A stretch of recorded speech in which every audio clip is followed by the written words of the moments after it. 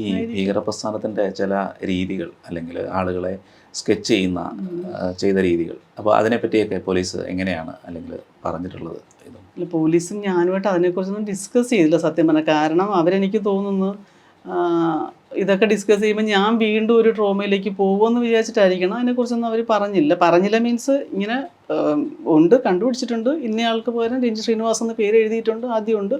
അവരുടെ ഫോണിലുള്ള ഫോട്ടോസിലെല്ലാം ഞങ്ങളുടെ family photos ഉണ്ട്, പല പല പല ടൈപ്പിലുള്ള ഫാമിലി ഫോട്ടോസ് ഉണ്ട്. അതിലെല്ലാം ഏട്ടൻ്റെ തലയ്ക്ക് അവർ റെഡ് വെച്ച് മാർക്ക് ചെയ്തിട്ടുണ്ട്. അപ്പോൾ അവർ നേരത്തെ പ്ലാൻഡാണ്. ഏട്ടന് എന്തിനാണ് ആ സാധുവിനെ ചെയ്യുന്നതെന്നുള്ള കാര്യം എനിക്ക് മനസ്സിലാവില്ല. വീടിനകത്ത് കയറി വന്ന് ഉറങ്ങിക്കിടക്കുന്ന മനുഷ്യനെ വിളിച്ചുണർത്തി ശബ്ദം കേട്ട് എഴുന്നേറ്റ് വരുന്നു, ഇതാകുന്നു. ആ ചെയ്ത രീതി പോലും നേരത്തെ തീരുമാനിച്ചിട്ടുണ്ടാവണം, നേരത്തെ തന്നെ തീരുമാനിച്ചതായിരിക്കണം. അല്ലെങ്കിൽ പെട്ടെന്ന് വന്നേച്ചും അല്ലെങ്കിൽ ഇത്രയും ആയുധങ്ങളും ഇത്രയും ആളുകളും എന്തിനാ?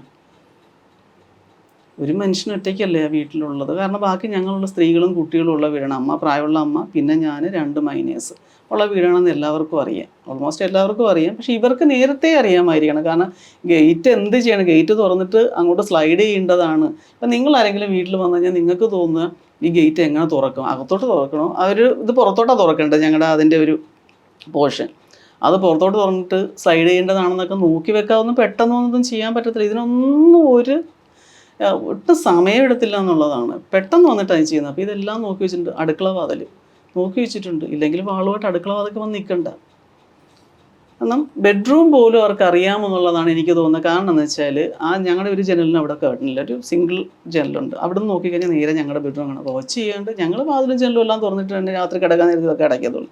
വാച്ച് ചെയ്തിട്ടുണ്ട്. ഇല്ലെങ്കിൽ പിന്നെ കയറി വന്നിട്ട് അങ്ങോട്ടും നോക്കി നിൽക്കണ്ടല്ലോ. ഈ അടുത്തുള്ള ആളുകൾ ആരെങ്കിലും ഒക്കെ ഇത് പറഞ്ഞു കൊടുത്തിട്ടുണ്ടാവുമല്ലോ, അല്ലാതെ ഇങ്ങനെയുള്ളതോ ഇവര്? എനിക്ക് സത്യം പറഞ്ഞാൽ ഇപ്പോഴും സംശയമുണ്ട്.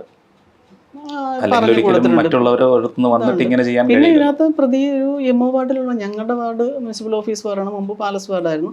ആ വാർഡിലുള്ളതാണ് 15ാം പ്രതി എന്ന് പറയുന്നത്. അതിലുള്ള ആള് തന്നെ ഞങ്ങളുടെ വാർഡിലുള്ള ആളാണ് 15ാം പ്രതി.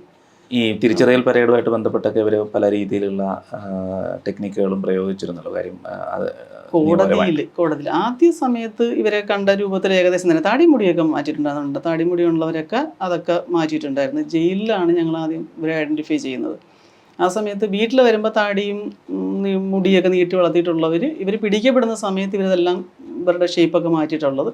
പക്ഷേ ഞങ്ങൾക്കറിയാമായിരുന്നു, എനിക്കും അമ്മയ്ക്കും കുഞ്ഞിനും കൃത്യമായിട്ടറിയാം. പിന്നെ അനിയൻ 2 പേരെ കണ്ടിട്ടുള്ളൂ.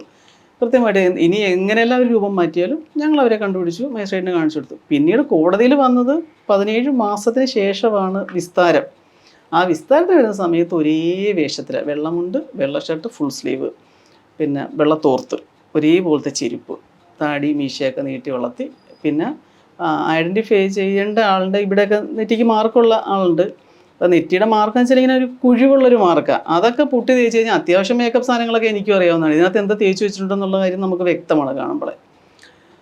അതൊക്കെ തേച്ച് മറച്ചിട്ടാണ് വന്നത്. പിന്നെ മുടിയെല്ലാം എല്ലാവരുടെയും മുടി ഷേപ്പൊക്കെ ഒരേപോലെ, ഇങ്ങനെയൊക്കെ ആയിരുന്നു.